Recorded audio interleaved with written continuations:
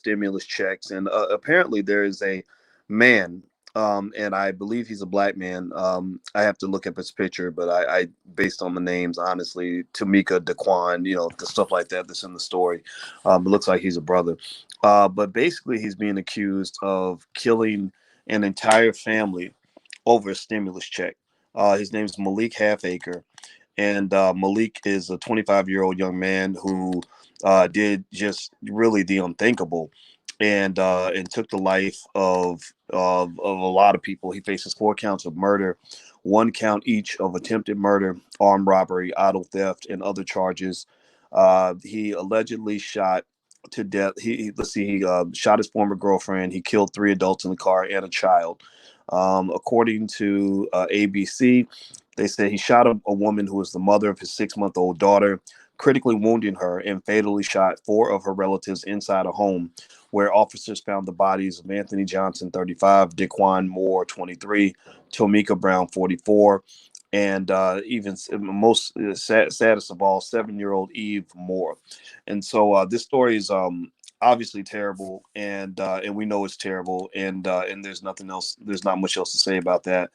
And the reason that there's not much else to say about that is because the goal here is not just to talk about how terrible the story is. The goal is really to talk about whether or not there's anything we can learn from this.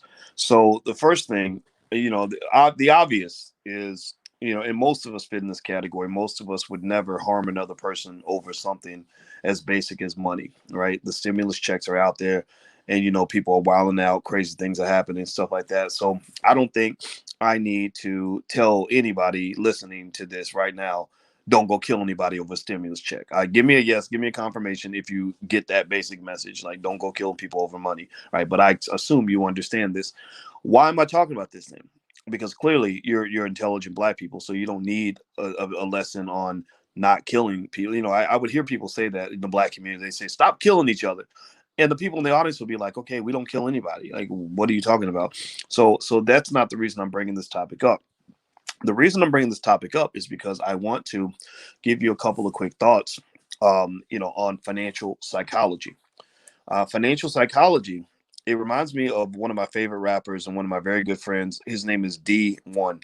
D1 is a rapper out of New Orleans who's a brilliant brother, an amazing black man, a wonderful human being. He's very, very good for hip hop. And D has a song called I Hate Money.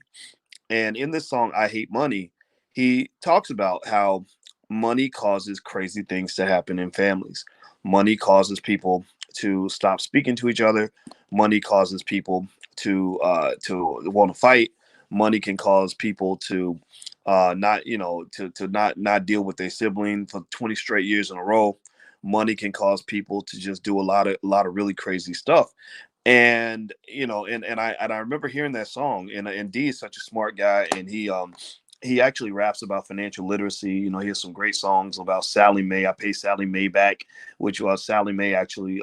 I think they sponsored a tour with him as a result of that. So he's built a great brand in this area.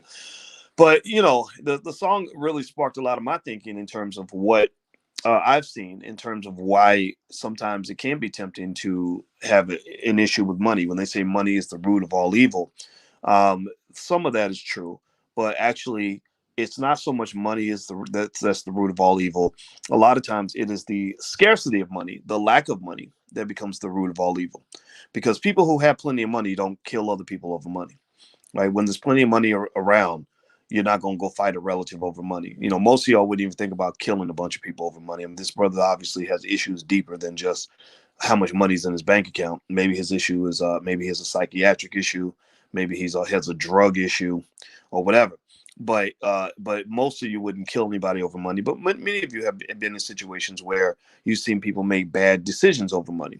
Maybe you've seen a woman sleep with a man she didn't even like over money. Cardi B tells you to sell your WAP for $1.95 a pound because you need money. Well, I teach my girls about money so they ain't got to go when they grow up. I'm not even going to use the word WAP in reference to my daughters, but you know what I'm talking about. I never want them to be in a situation where they're so desperate that they had to make ugly decisions because of money. And so while many of you may not have probably haven't ever harmed anyone over money, maybe you've never even seen anybody get harmed over money. You probably have seen, give me a yes or no in the chat if you get this.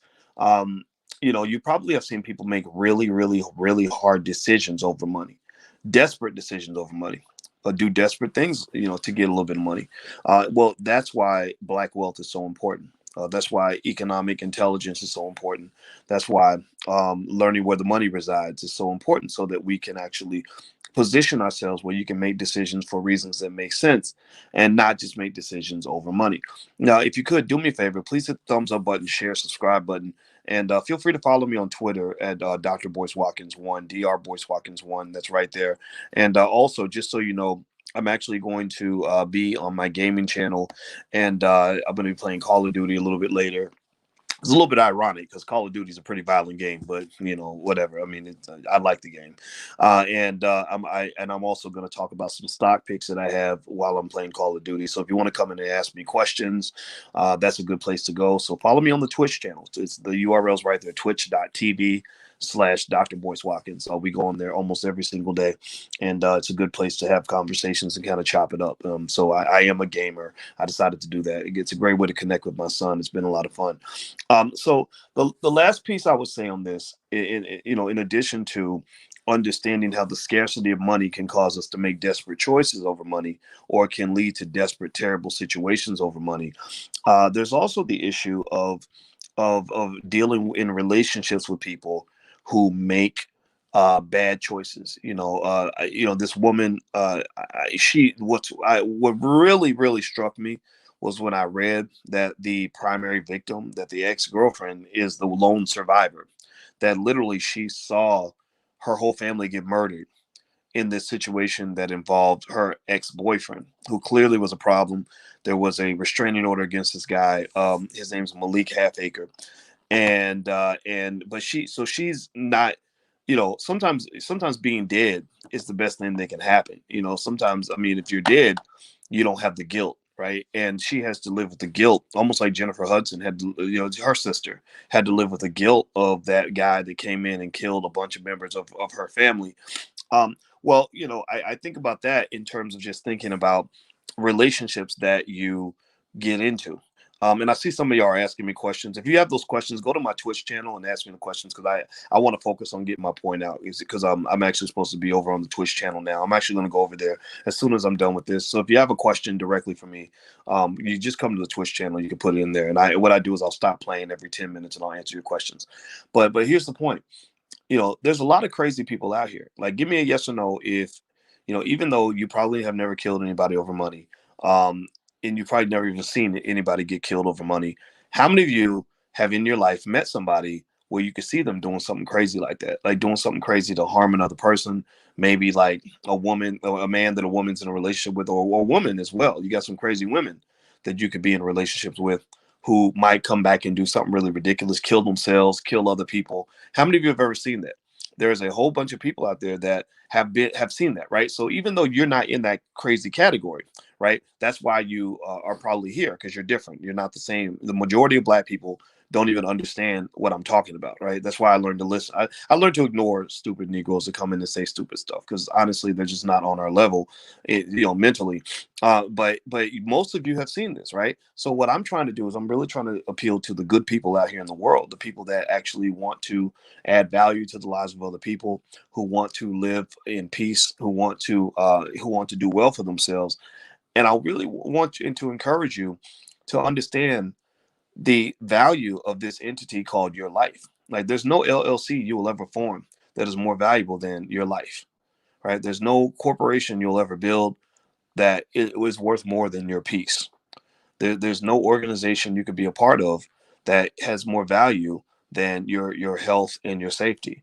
And so when you decide to let people come into your life, you got to vet the hell out of those people.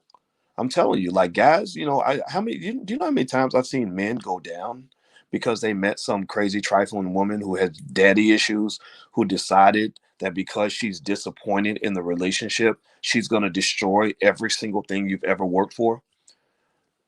Ladies, do you know how many women I've known who, got murdered after they got the restraining order filed because the police didn't take it seriously? I have a friend that I think about. When she was a baby, her mother was married to a terrible man, and she called the police several times and said, "If you don't do something, he's going to kill me." And he literally poured gasoline on her while she was holding the baby and caught her and the baby on fire. The mother died, the baby lived, and the baby is now a grown woman who's a friend of mine who has burns on 75% of her body, and she lives in pain because of what happened to her when she was a baby. So what I'm really just telling you is that at the end of the day, one of the things I have learned so much, you guys see me, like sometimes Alicia and I, Dr. Alicia, my fiance, we have a platform, the blacklovechannel.com, which is a love and relationship platform. It's very mature. It's not for, silly minded people. We really try to go deep. We do deep dives on stuff. We're not just here to tell you stuff that's going to make you feel good or bark at people. It's based on scientific training. There's the URL right there if you want to check it out. And so a lot of people are like, well, why are you into this relationship stuff? Why are you talking about relationships? Well, because relationships are everything. You form the wrong relationships, that can ruin everything you've ever worked for. You let the wrong homies around you. I'm talking to the guys. Like, you get the wrong dudes around you, man, these guys will have you dead, in jail, in terrible situations. Ladies, you got the wrong friends. They giving you bad advice. They got you leaving your man when you're happy with him, but they're not happy with him. So they talk you into leaving your man so they can go sleep with him. You pick the wrong. I know guys that will go trust a big butt and a smile in a second. They'll go chase down some woman just because she looks good. Next thing you know, that woman got you hemmed up. Child support you can't afford to pay. They're out here ruining your reputation. Done cut your tires, busted out your windows, going around telling lies about you, accusing. And in the worst cases, like when they might falsely accuse you of something that you did not do. Ladies, there's a lot of smooth men out here who will leave you pregnant with a STD. I'm telling you, like they got the best. I'm sure that their sex is good and they look good. That's how they get all the women. That's how they get in the bed with all these women. It's smart. I'm talking about smart women with master's degrees and law degrees who have unaddressed emotional voids that cause them to allow men into their life who should not be there. Your life is your sanctuary, and you must protect that. You must defend that. You must vet people that come through at all costs. You got to check ID at the window. And so don't just be letting people come into your space. And I'm telling you, I've learned this because I've been, you know, I probably have an extreme experience in this because I've met thousands and thousands of people around the world, many of whom were trying to get very, very close to me. And I had to learn the hard way about vetting the hell out of people that come in. So I'm an expert at that. I'm an expert at analyzing and breaking stuff down and being very cautious about who I allow into my space. Sometimes I get it wrong, right? So I'm just telling you, like in life in general, take my word for it. Like I look at this story and I see one really disturbed guy who maybe he obviously has mental health issues, maybe drugs are involved. One of those two things. It could be something else, but I'm thinking it's one of those two areas. And I see his involvement with a bunch of other people. Maybe they have their own issues, but they're clearly not as extreme as him. But his behavior spread like a virus and literally ends up traumatizing everybody else in the family. And you got people out there like that, people that are poison to your family, people that are toxic to the entire environment, people that will come in with their crazy, demonic, negative energy and mess it all up for everybody. And then next thing you know, they got you acting ghetto because you're trying to get ghetto with a ghetto ass person. If anybody causes you to debase who you are in order to deal with them, like you feel like you got to go back to you got to get straight hood with them, you got to take it back to the street. You 45 years old and you got the good job at IBM or you working with the law firm and she got you out here pulling out some chick's weave in the street. That's when you need to take a step back and say, what am I doing? How did I end up in this situation? Right? So just keep that in mind. Those are my thoughts. Maybe I'm wrong on some areas. I'm sure I am. I am not perfect, but I felt compelled. The spirit moved me to address this conversation, not just from the financial angle, but also from the more important angle, which is the angle of life. So I'm gonna go. Please hit the thumbs up button, share, subscribe button if you haven't done it yet. Also, if you want to support the platform, you can go to intelligentblackpeople.com.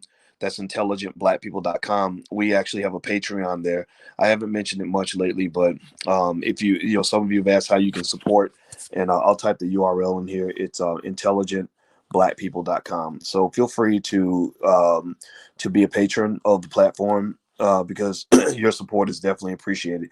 So I'm gonna head on out, and if you want to talk to me directly, you can go meet me on my Twitch channel right now. I'm gonna head over there. I'll be on there in about 10 minutes.